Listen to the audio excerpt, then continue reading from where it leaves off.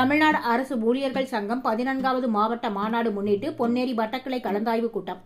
திருவள்ளூர் மாவட்டம் பொன்னேரி வட்டாட்சியர் அலுவலகத்தில் தமிழ்நாடு அரசு ஊழியர்கள் சங்கம் பொன்னேரி வட்டக்கிளை சார்பில் கலந்தாய்வு கூட்டம் நடைபெற்றது. நடைபெற்ற கூட்டத்தில் தமிழ்நாடு அரசு ஊழியர்கள் சங்கம் 14வது மாவட்ட மாநாடு வெற்றிகரமாக நடைபெறுவது குறித்தும், அனைத்து சங்க உறுப்பினர்களும் தவறாமல் மாநாட்டில் கலந்து கொள்ள வேண்டும் என்பது குறித்தும் ஆலோசனைக் கூட்டம் நடைபெற்றது. மேலும் சிபிஎஸ்ஐ ரத்து செய்து பழைய பென்ஷன் திட்டத்தை நடைமுறைப்படுத்த வேண்டும் மற்றும் அரசு துறையில் உள்ள காலி பணியிடங்கள் அனைத்தையும் காலமுறை ஊதியத்தில் நிரப்பிட வேண்டும்.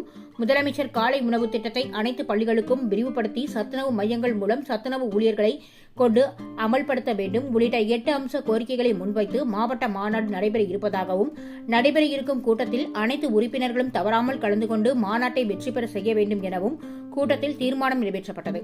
நடைபெற்ற இந்த கூட்டத்தில் மாவட்ட தலைவர் திவ்யா, மாவட்ட இணை செயலாளர் மெல்கி ராஜா சிங், மாநில செயலாளர் வெண்ணிலா, மாவட்ட தலைவர் இளங்கோவன், மாவட்ட செயலாளர் ஜெய்கர் பிரபு, மாநில செயற்குழு மோகனரங்கன், உறுப்பினர் மோகன்தாஸ் உள்ளிட்ட முக்கிய நிர்வாகிகள் பலர் கலந்து கொண்டனர்.